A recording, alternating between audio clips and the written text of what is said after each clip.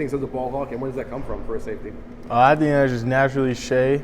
He's a ball hawking type of guy. He's always around the football, even at practice. So I think that's just Shea's game. Honestly, some guys just have a knack for the football. Some guys just are always around the football, and that's just Shea. And that's one of the things that's good about Shea. You know, the ball is always going to be around him, or he's always going to be around the ball. So it gives him a lot of opportunities to make plays, and he makes them when the time comes. What's Shea like off the field? Just a cool guy. You know, jokester. Shea's really just the little brother of the group. I say I love Shea.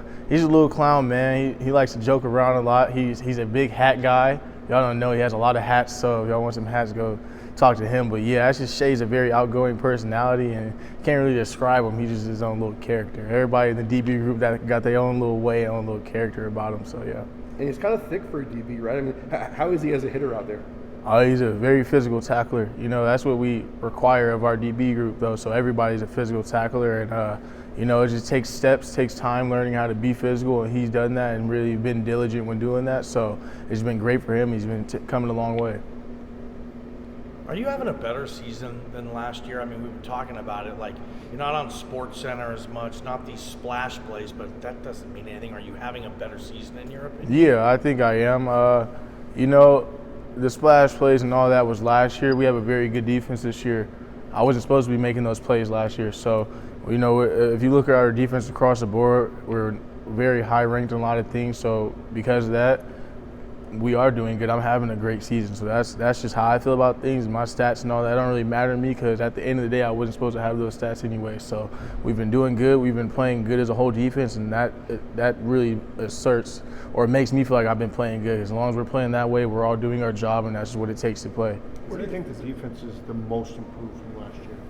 I say just overall schematics and working off of each other. We work very well off of each other. D-line works off of the DBs, and the DBs work off of the D-line. So, you know, we play very well together, a lot of continuity, just chemistry between all of us, you know, having that year, especially last year. So we just elevated in every aspect of defense and just trying to keep it going. I think it's like, you know, you mentioned it.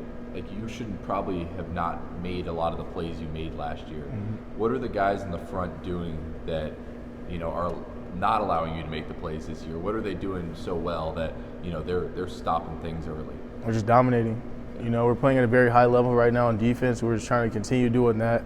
Everybody doing their 1/11th, and that's just exactly what they're doing. That's the difference between this year and last year. We're all doing our jobs, and once everybody does their job, you know, that's just how the scheme works. We play good as a whole unit. So everybody's doing their 1/11th this year, honing into their technique, honing into their responsibility, and doing that to the best of their ability. Do you feel like do you feel fresher at all? I mean, you're not having to come down to the box and make, you know, 12 tackles a game. I feel the same either way. You know, whether it's mentally or physically, you know, games are draining. So I'm just really taking every game by game, and just really playing off our defense. You know, not having as many physical plays. Of course, your body will feel better, but it's still taxing mentally. You know, so there's no really a difference. You still got to prepare, still got to recover, still got to do everything the same way as if you did have those 20 tackles, 12 tackles. So there's no difference for me. Body still feels the same. Is this one of the better passing attacks you guys will be going up against this week? We played against some good passing attacks this year, but they'll definitely be one of the stronger ones. It's a great challenge for the DBs. We're excited for it. We want to step up to the challenge because we know what this game requires of us. So, you know, we're just ready for everything and ready for them to come out and give us their best shot, and we'll do the same. Being number one in the nation against the pass as a DB, I mean, is that something you guys take some pride in? No, it's really we're still not satisfied at all. We gave up a bomb last game, and that killed our whole day. The whole game, that was a bad game for us ever since that point on. So that's just our standard.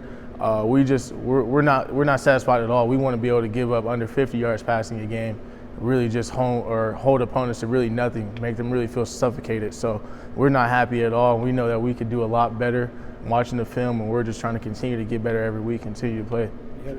You had that game, you had the New Mexico game where like that one play was like half the team's yards for the whole game. Is that frustrating when one play kind of changes everything? Oh, that's defense for you. It's razor's edge. We live on a razor's edge, and that's what we do. We sign up to come play defense. So it's not frustrating. It's just frustrating on the end of we know we shouldn't be giving that up, and we know we're better than that. So we should be suffocating teams, especially in that aspect. And that one play can change the game, but ever since that one play, we know that we're better than that. We just want to suffocate teams. So we take that play and learn from it, and it won't happen again. What stands out about what you guys have done at home this season in the second half? You guys played 8 quarters, 120 minutes, you allowed 3 points. What has been the guys is second half success on defense? Coming out fast, coming out ready, and just coming out ready to go. You know, it's easy to come out of halftime a little lethargic, lazy, you know, not starting fast. But for our defense, especially our whole team, we want to come out and start fast in that second half. And we made a big emphasis, whether it's in practice or just walkthroughs, just making sure we come out fast. So I think that's credit to the coaches, credit to the players, everyone for buying in. It's just us being a family unit and just buying into what we have planned. And you mentioned something along the lines of your guys' ability to learn and adjust pretty quickly this year. How do you think you guys have done in those regards as players, and what has led to your ability to do it so effectively and efficiently? The coaches do a great job of making everything easy for us. So when it comes to time to adjust, we're pretty much given everything to see and pretty much given a whole breakdown of it. So it's very easy for us to understand in those minutes that you have to really understand a whole different game plan. So it's credit to the coaches, the GAs, everybody on staff who really get that plan dialed in so fast to make it easy to relate to us. So it's really just all up to them, and they do a great job of it, making it easy for us. What stands out about Jerron Hall on film? He's a very veteran quarterback, makes every throw, very strong arm, throws a deep ball very well, takes shots. He does everything you want basically in a quarterback for that system. So, you know, that's the head of the snake, and we're just going to do everything to really hone into what he does, hone into their offense, and hone into everything as a whole, so that way we come out and play fast. What qualities are going to make Spencer Danielson a good head coach if he has that opportunity? That's up to Coach D and whatever he decides to do. I don't really know what that process is. I know right now he's very focused on us and what he has to do with us, but Coach D is just a great coach all around. Player coach, fires you up, will get on you, just holds you accountable. That's the whole thing about him, accountability and discipline. Doing your 111, doing your job. So whoever gets him, if that time comes, you know, great for them. He's a great person, a great coach. You played in this BYU Boise State rivalry a couple times now. What's the most memorable moment of that playing in it for you? Well, I only got a half last year. Then the year before that, it was a pretty bad game. So I've only played and really won, and that was really my biggest memory from there. So that's just last year knocking them off, and at the time we did it and the time that it helped our season, you know, just having those type of things happen was probably one of the best moments for me playing them. But I know the history of this rivalry, so, you know, you got to go out and get it every time you play these guys. When we're ready for the challenge, it's going to be a physical game, and we'll see. The fact that it's the last time for a while, you know, going to the Big 12, this is the last year you're playing them, you want to win that last one to have those bragging rights, you never know when you're going to play them again? Of course, it's always in the back of people's minds, but that's not really the case for us. Like, we want to beat them just because they're the next on their schedule. I don't really care about the years from now. We don't even have time to focus on that. People won't even be here at that time. So we're focused on winning this next game, and that happens to be them, and that's how we're going to treat it. Yes, sir.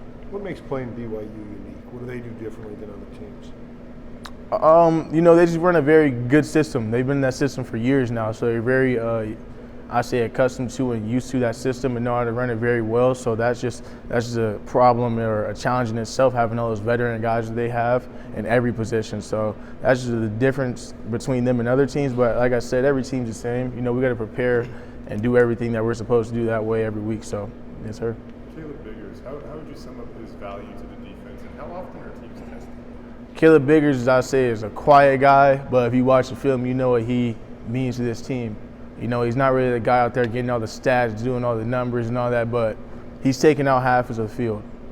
At the end of the day, he's taking out a whole half of the field. So, you know, watching the film, you'll see what he does, but Caleb is Caleb, and we're letting him do his thing right now. He's in a great groove. He's in a great mindset, so we're letting Caleb be Caleb and let him do his thing. How's Talon as a leader, quarterback, Mountain West Player of the Week? What's he like in the building? That means nothing. The Mountain West Player of the Week and all that, that means nothing. Talon's in a situation right now to where he knows what he's supposed to be doing and what we're supposed to be doing to help this team win. He's not big-headed, nothing like that. Everyone right now is not on that type of wave, all the accolades, the Mountain West Player of the Week. We have a lot of those. Zeke, DJ, I mean, we've had a lot of those, but that doesn't really matter because at the end of the day, somebody's supposed to get it when we're winning. You know, we're supposed to be winning. That's what we're really focused on right now. So he hasn't been on a different level than anybody else. He's the same Talon as when he was sitting behind Hank. So that's what we ask of him, and don't change on us, and that's what he's been doing. He's been a great guy, great leader. He's playing out of his mind right now, so we're proud of him. We're just going to keep building with him and continue to go forward.